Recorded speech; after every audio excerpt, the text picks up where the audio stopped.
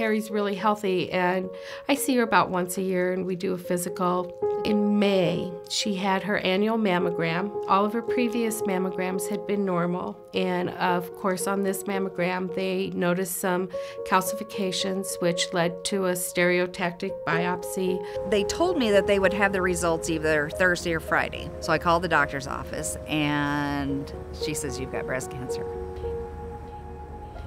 I thought, gosh, how do you tell your child?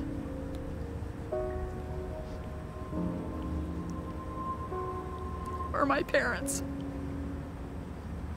The next thing we needed to do is get her to see a surgeon as soon as possible and, kind of progress on with her care. They tell you what type of cancer you have, and then they tell you what options you have for surgery, and then the decision's up to you. That was a tough decision, to make. What do you do?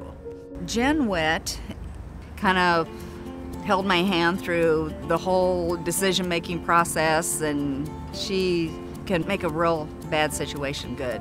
Jen Witt is a care coordinator at Stoddard Cancer Center, and she worked with Terri in coordinating her care. She came to visit me through every chemo treatment, was there for surgery, and basically my role is to really serve as an advocate for patients and their families. It was more for Terri being the one person who kind of could see the whole picture and at least be able to say, if you have a question about this, yes, this is who you want to get back to as far as your medical oncologist. The whole idea is you want continuity of care. You don't want anything falling through the cracks. So it's real important to make sure that everybody has all the pieces. My care here at Stoddard and through UnityPoint was wonderful.